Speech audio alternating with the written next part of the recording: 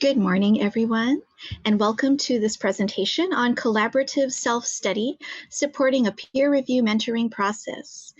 I'm Joanne Vakil, a Math Methods adjunct and research specialist at The Ohio State University. And I'm Linda Hobbs. I teach science education at Deakin University. I'm also an associate editor for the Q1 journal who's running this mentoring program. In my role as associate editor, I manage the review process for papers assigned to me. The journal agreed that we would use real papers for this peer mentoring program. We are both excited to discuss the research methodology we have employed for our collaborative self-study. So as a teacher educator for 20 years or so, one of the problems in teacher education is building the capacity of the next generation of teacher educators and education academics to engage in academic activities such as publishing and reviewing research. High quality publication of research requires quality reviewing, which can not only determine the quality of publications, but also see reviewing as a pedagogical act. So providing concise, precise and useful feedback is actually an art form. As a recent graduate from a STEM education program, I speak from the perspective of the doctoral candidate, the one who, in addition to navigating the dissertation process, is also considering how to best segue towards positioning oneself as an emerging scholar. So interconnected to this question from the publication end of the spectrum is how do science education journals actively prepare the next set of researchers and reviewers? These challenges will be addressed in this presentation within the context of examining the virtual mentoring of a doctoral student with an experienced peer reviewer. Right. Well, the aim of our project was to examine how the relationship impacts the mentee as a reviewer and the mentor as a more experienced other, and how the development of trust, reciprocity, and the knowledge gained manifests itself over the months. So the project was initiated actually by the journal as a trial process. So Joanne wanted to be able to make it a research project, and so we decided to use self-study to document this process. So the following research questions are posed. How is the process of peer mentoring operationalized? How are trust, mutuality, reciprocity, and knowledge developed and manifested during the peer review mentor-mentee process? And what are the characteristics of boundary crossing that emerge during the peer mentoring process? So research shows that mentoring does have an impact in academia, but mentors themselves can act as teachers, sponsors, or collaborators. When people had mentors who acted like a sponsor and collaborators, they were more likely to act as a predictor of gaining tenure. This study is guided by Baker and Ackerman's boundary crossing, which states that a boundary exists between a familiar and an unfamiliar practice.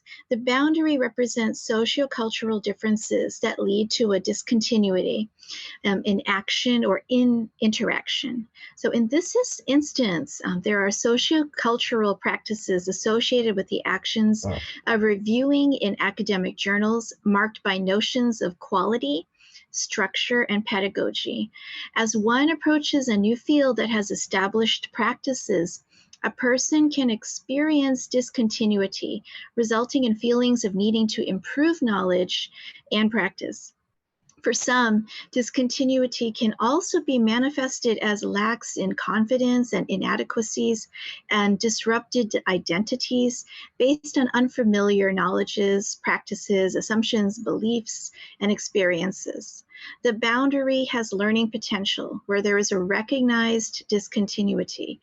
In fact, if there is no discontinuity, then there is no perceived boundary, and then little opportunity for learning.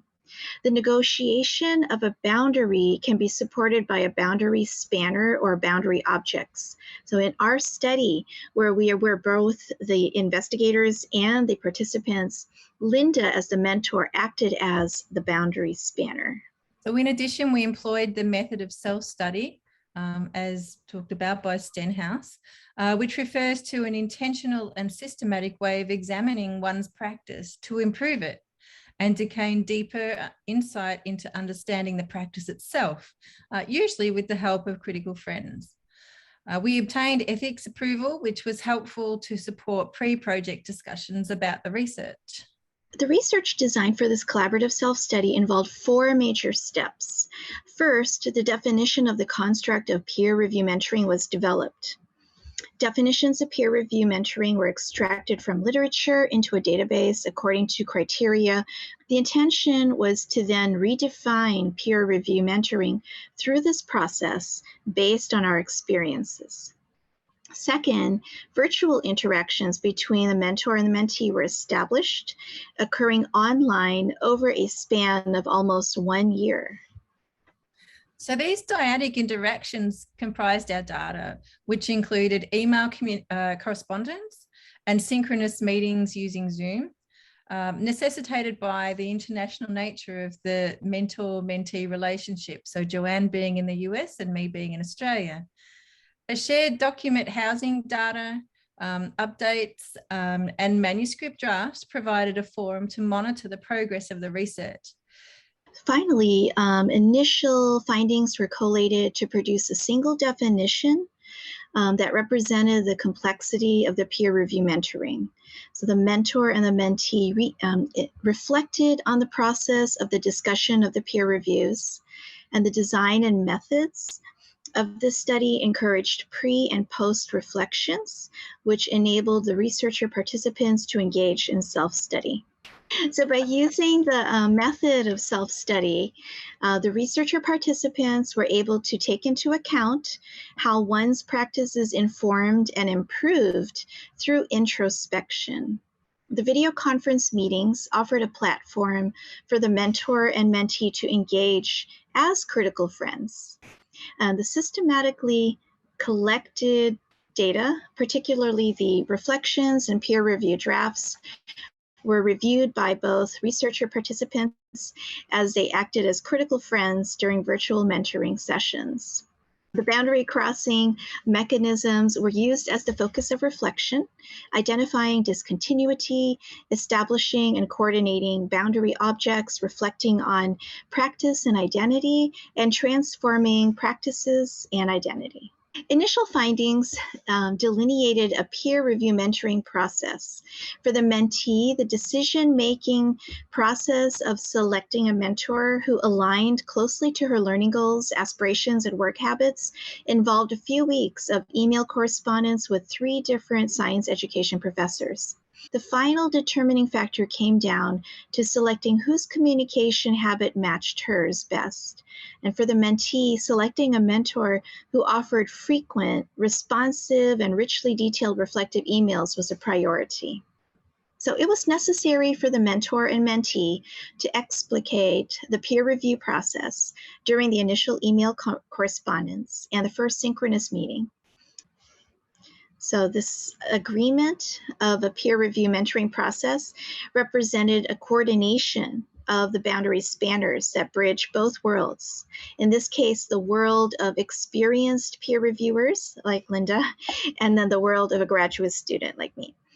The growing development of trust, mutuality, reciprocity, and knowledge provided the mentee with a widened perspective to support her future scholarly practices. However, from the beginning of the mentoring relationship, the mentee exhibited a lack of confidence. This insecurity was expressed in early journal entries, such as, the thought of this worried me. Would 2 practice reviews really be enough for me, a mere grad student with very limited journal writing experience? Who was I to criticize an actual researcher, perhaps someone who has been in the field for decades? I wondered if 5 practice sessions would be more suitable for the training. So even after the 3rd peer review manuscript, I shared with Linda my disappointment in my own abilities. During this video conference, Linda discussed her reasoning in assessing the 3rd manuscript as a major revision. In contrast, I had decided that the manuscript was suitable for the publication and marked the revision as minor. So I quickly found myself regretting how I approached the manuscript, and later reflected in the journal, in my journal, I wish I did a more harsh critique. The instance captured not only the knowledge I gained of the reviewing process, but also the mutuality that developed as we both shared our thought processes while reviewing the manuscript. Without Linda's guidance in pointing out which aspects of the manuscript has fundamental problems, I would have overlooked an integral characteristic of an inadequate submission. My observation of this process was less clear-cut.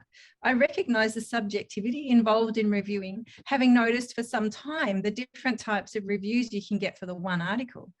So I was aware that Joanne would sometimes notice things that I hadn't, and sometimes I felt I needed to more clearly think through my own judgments and whether I was being too harsh or not harsh enough.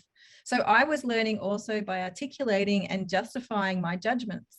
At one point, I remember I shared the expert reviews submitted to the journal so that Joanne could see this variation, and we discussed the pedagogical opportunities that reviews afford and the problems that can arise when reviews offer little constructive feedback with their critique.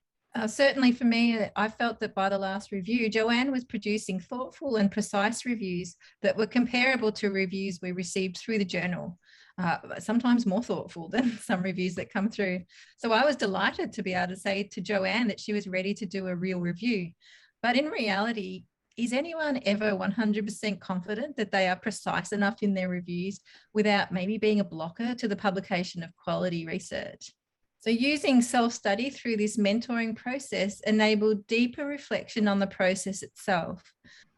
And with peer review necessary for improving the quality of published research, this presentation underscores the moral obligation that exists for science education journals to prepare the next set of researchers and reviewers by giving them opportunities to practice with the support of a more experienced colleague as they transform into emerging scholars.